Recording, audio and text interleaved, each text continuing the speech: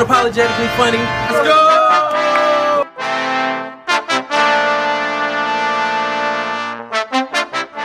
The show is hilarious, dude. Anyone, if you ever hear of it, watch Ian Bagg. This is my second time seeing it. Hilarious. It was hilarious. So I can't good. ever wear this again because now I feel like a Mormon. What do you say? He said I looked Mormon and Jebediah was coming, and I was like, dear Lord Jesus. That's cool. That's cool. Oh, I thought you did it. You were did the dance.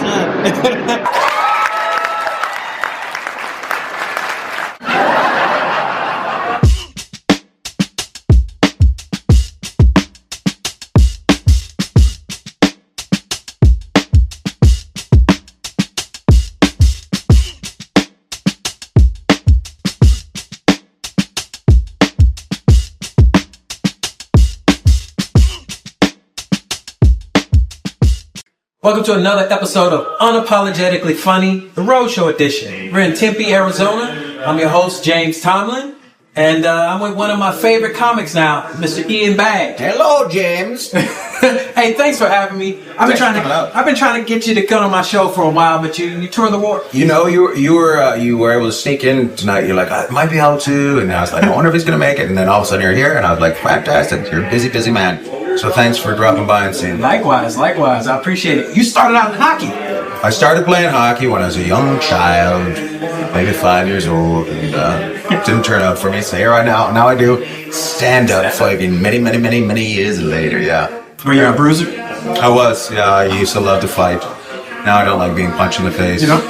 I was like, you were the puncher. Yeah. I don't mind punching somebody, but being punched in the face, that's just not fun stuff. Yeah. Comedy, you've always been funny all your life. I think I've been kind of a weird savant when it's been come to comedy. Like I could see the funny and everything. So, and it's not always the place for it, but I always still made sure that it was the place for it. So, as a comedian, you make other people laugh, but you like to laugh too, don't you? I love to laugh. There's nothing better than laughing. It makes me happy. I love when the crowd makes me laugh. Like they make me laugh a lot. Like some people are like, yo, you laugh during the show. I'm like, yeah, the crowd's funny. Like I like some comics get bent when the crowd's funny, but I just like, yeah, that's pretty cool. Yeah. I have a clip in one of my specials that I did for Amazon where I'm talking to an old guy and I said, "Are you deaf?" And he says, "Yes."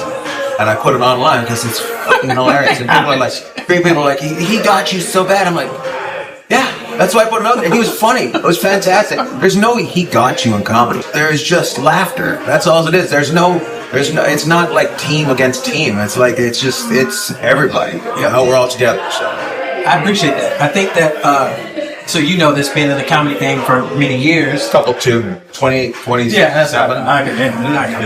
For so long, you know, sometimes comics got a chip on their shoulders. They're not really, they can't laugh. You can't, you know, that's not you. I'll never not want to laugh. It's been an amazing life. Yeah. So hopefully it's not wrapping up tomorrow, but it's been like amazing and just keeps everything, you know, just keeps you on your toes, keeps you young. Yeah. I just love it, man. And I don't take it for granted at all. Yeah. Because I shouldn't be doing this. I'm from a little town in northern British Columbia, and somehow I've ended up living in Hollywood, you know, and making money out of Hollywood. It's crazy. It's beautiful. It's a beautiful thing. Yeah. It's really fun. I was catching one of you. You give me a Robin Williams vibe. Sometimes when you do certain things. I'm a huge Jonathan Winters fan who Robin Williams was influenced by. So I would say I'm influenced by the same person as Robin Williams. And a little bit of, I'm also influenced by Eddie Murphy, Sam Kinison, and Benny Hill. Benny Hill? I watched that. Yeah, I thought it was the funniest thing ever when I was a kid. Just a little bit offside, a little bit pervy. That's fantastic. Chasing girls around. Yeah, wearing bikinis. Fantastic. Okay, so with that being said, with that rich comedy history and influence, so how do you take a mechanical or a technical approach to get other crowds that may not know anything about that sort of humor? And you know, as things are different now, I just try to I don't know mechanically. I do it. I like to think I do it organically. That I just bring, like, even just my political stance is, I would say, different than the two sides. Like, I think I'm in the middle, and both sides like to think that I'm theirs. But I'm not. Yeah. I think they're both idiots. No. But it's interesting. It's just kind of the thing that happens now is people get famous from the internet pretty quick. When I started, you didn't. A couple guys got TV shows, but they still had to get there too. So you had to learn how to make somebody laugh that had never seen you, but yeah, or expected, and you're making them laugh at something they never thought they would laugh at. So it's there's an art that's in there that could be lost if we're not careful, right? I was always the stepchild and living in the basement. It really was. Yeah, it was. Well, the fact that there's no Academy Award for comedy says to you how unrespected it is. But almost all the movies that made the mass amount of money were comedies, right? Yeah. So absolutely. It's crazy. Very interesting. I was watching some clips of you and the way you go in, and even just tonight when you talk and banter with your crowd. Obviously, you still have your material. Like, you do great crowd work. And there's some things that you said that I think I remember. You saw a black couple out there. You said, "How long were you black?" Black people. It's you guys. That's it. Are you guys okay? If you need help, you blink. We'll get you back to your family. That is not a lot of black people. After the show, don't leave first, all right? It's gonna look like a lot of white people are chasing you out of here very slowly. But don't leave last, and it's gonna look like you're chasing a lot of white people out of here very slowly. Swirling in the middle. How long you been black?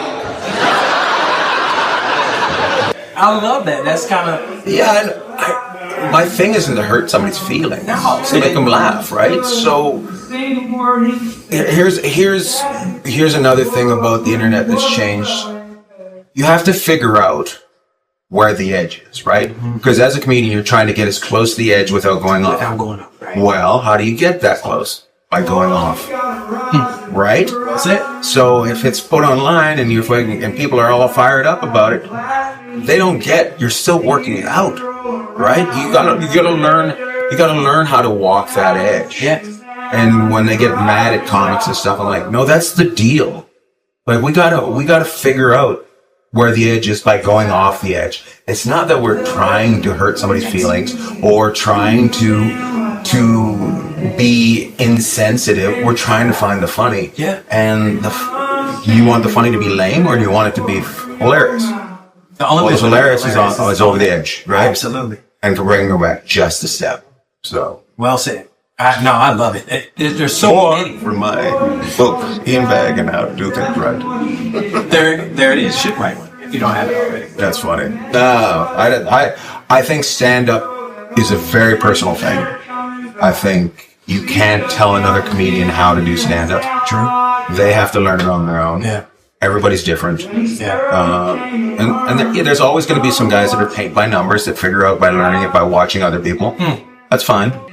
What do you think is probably one of your most controversial bits or jokes or things that you like to bring? Something that you're unapologetic about now, you know what I mean? That's funny. Right now I talk about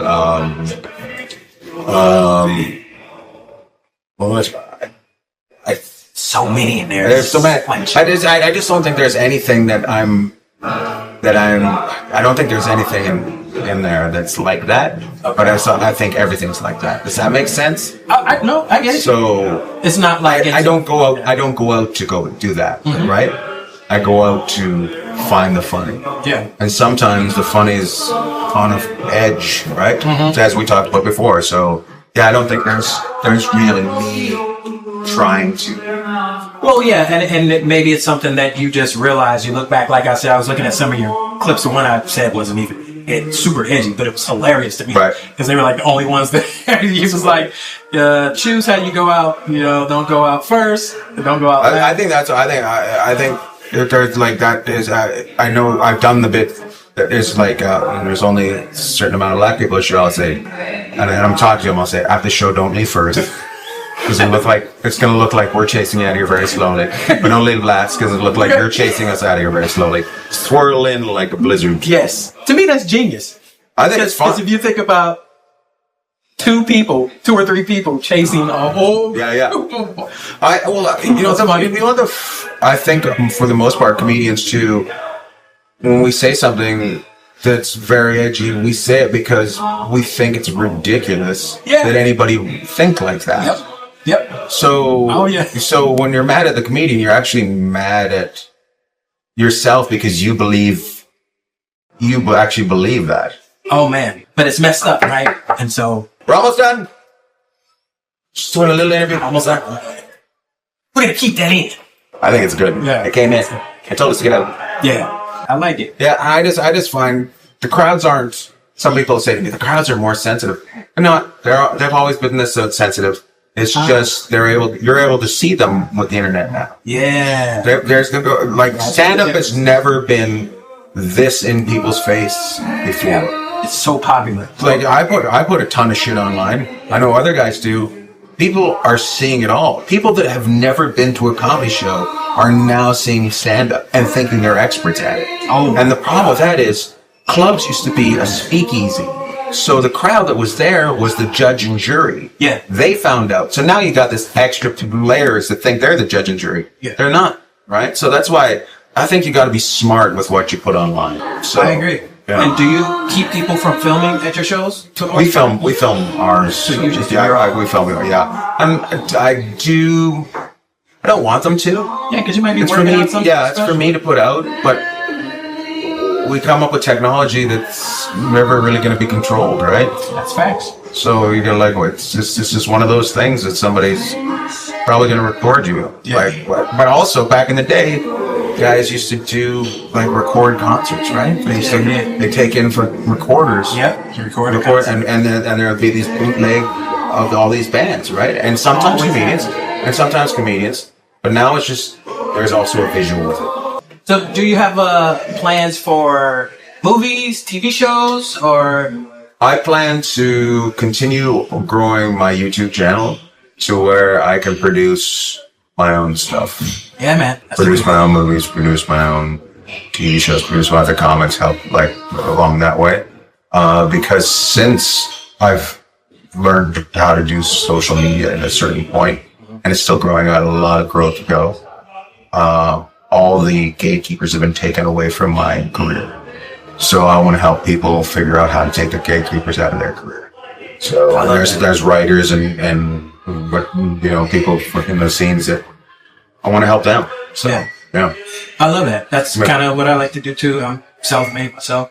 No. You're not owned, when you do that, and you own everything. You own everything. Yeah. Maybe we should collab. I love we can do some stuff. I love it. Yes. Ian, I know you had a great long weekend, and this is impromptu. He allowed us here, and I want to keep it forever. Yeah. Seriously, I just love your style. I choose people to be on my show that I really feel like I can respect. First of all, their style. And then if I get to meet you and get to know you, then it's like, wow, just that much more. So, thanks, man. I can say I'm a fan. Oh, thanks, bud. Yeah. Appreciate you. Thank you for having me. Thanks for having me on the Black Panther Party Show. Exactly right. I love that. You're the way you dress. I'm just like, fuck, I wish I could pull that kind of stuff off. I'm edgy. Just so cool. Right on. Appreciate it, buddy. Thank you. Thank you so much. Thank you. Yeah.